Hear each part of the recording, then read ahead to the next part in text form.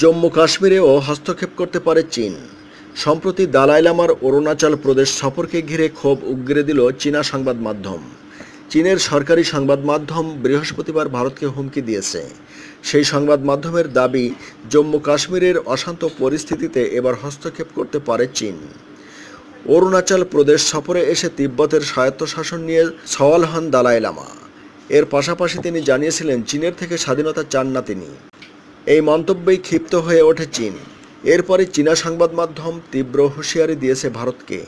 অরুণাচল প্রদেশের একটি বিস্তীর্ণ অংশকে দক্ষিণ তিব্বত বলে দাবি করে চীন। সংবাদ মাধ্যমটির দাবি, তিব্বতের আধ্যাত্মিক ধর্মগুরু দালাই লামাকে কূটনৈতিক হাতিয়ার হিসেবে ব্যবহার করছে ভারত। এর পাশাপাশি চীনের দাবি যে তাদের জিডিপি ভারতের তুলনায় কয়েক গুণ বেশি। তাদের সামরিক ক্ষমতা ভারত মহাসাগর পর্যন্ত পৌঁছতে পারে।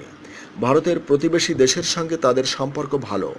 এর পাশাপাশি ভারত চীন সীমান্ত সংলগ্ন রাজ্যগুলি সর্বদাই অস্থির অবস্থায় থাকে। সব মিলিয়ে ভারত কোনোদিনই বেইজিংয়ের সঙ্গে জিততে পারবে না বলে দাবি। চীনের একটি আন্তর্জাতিক সংস্থার সম্পাদকীয়তে চীনের অর্থনৈতিক, সামরিক শক্তি এবং কূটনৈতিক কথা মনে করিয়ে দিয়ে বলেছে, ভারত চীনের সঙ্গে টেক্কা দিতে পারবে না। চীন দাবি করেছে, ভারত বৌদ্ধ ধর্মের আধ্যাত্মিক ধর্মগুরু দালাই লামাকে হাতিয়ার করে যে খেলাটি খেলছে সেটি অত্যন্ত কুরুচিকর। এর আগে ফেব্রুয়ারিতে দুই দেশের মধ্যে একাধিক চুক্তি হয়েছিল।